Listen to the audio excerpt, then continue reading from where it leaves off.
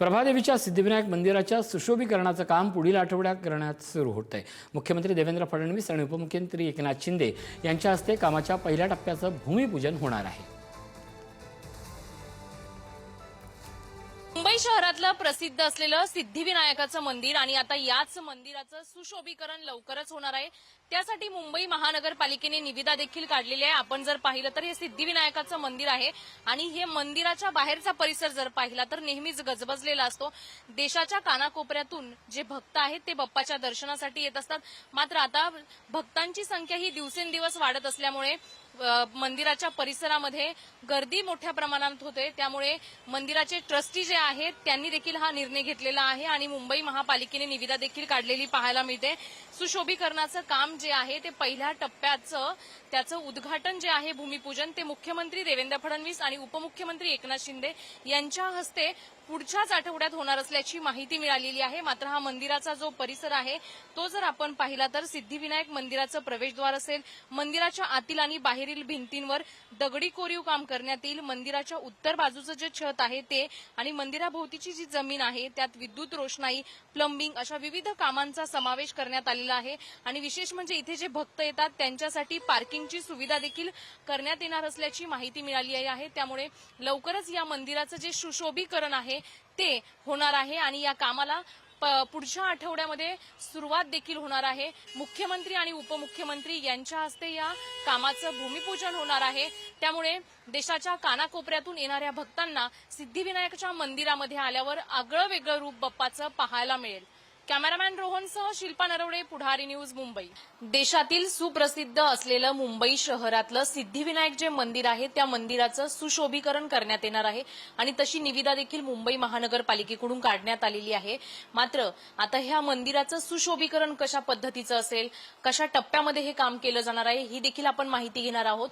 मात्र पहिल्या टप्प्यातलं जे भूमिपूजन आहे ते मुख्यमंत्री देवेंद्र फडणवीस आणि उपमुख्यमंत्री एकनाथ शिंदे यांच्या हस्ते करण्यात येणार आहे। मात्र या संदर्भात सर्व सविस्तर माहिती आपण जाणून घेणार आहोत। आपल्यासोबत शिवसेनेचे नेते आणि या मंदिराचे ट्रस्टी अध्यक्ष सदा सरवणकर आपल्यासोबत आहेत। सरवणकरजी, हे मंदिर अगदी खूप प्रसिद्ध आहे। देशाच्या कानाकोपऱ्यातून इथे भाविक बाप्पाच्या दर्शनासाठी येत असतात। मात्र या मंदिराचा सुशोभीकरणाची जी प्रक्रिया असेल ती कशा पद्धतीची असेल? राज्याचे पूर्वीचे मुख्यमंत्री एकनाथजी शिंदे साहेब आणि त्यावेळेचे उपमुख्यमंत्री देवेंद्र फडणवीस साहेब यांच्याकडे मी अध्यक्ष या नात्याने येणारे जे भक्तगण आहेत त्यांची होणारी गैरसोय, आजूबाजूच्या परिसरामध्ये राहणारे जे नागरिक आहेत त्यांची होणारी गैरसोय आणि पुरातन असलेलं हे मंदिर याचं सुशोभीकरण व्हावं यासाठीची निधी मिळावा यासाठी मी अपेक्षा व्यक्त केली। क्षणाचा विलंब न लावता त्यांनी 500 कोटीचा निधी हा उपलब्ध करून देण्याचं आश्वासन दिलं। त्याबद्दल मी सर्व गणेश भक्तांच्या वतीने प्रथमतः देवेंद्र फडणवीस साहेब आणि शिंदे साहेब यांच्या मनापासून आभार व्यक्त करतो। त्याचबरोबर त्यावेळेचे मुंबई महानगरपालिकेचे आयुक्त चेहल साहेब यांचेही मी आभार व्यक्त करतो।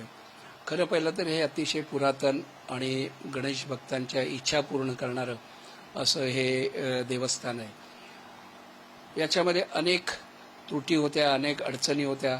आलेले जे भक्तगण होते त्यांना तासन तास इथे रांगेमध्ये उभं राहायला लागायचं।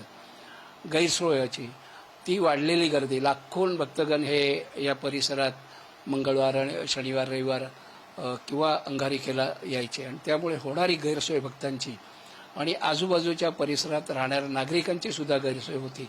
त्या दृष्टीने काही एक सुलभ आराखडा निर्माण करावा या दृष्टीने आम्ही प्रयत्न केले आणि महाकाल मंदिर ज्या संस्थेने बनवलं आणि त्याची डिझाईन ज्या संस्थेने बनवलं त्यांच्याशी आम्ही अप्रोच झालो। त्यांनी एक अतिशय सुंदर अशी डिझाईन बनवली आणि या कामाला आम्ही आता सुरुवात केली।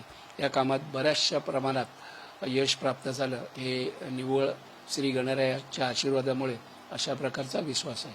कॅमेरामॅन रोहनसह शिल्पा नरवडे, पुढारी न्यूज, मुंबई।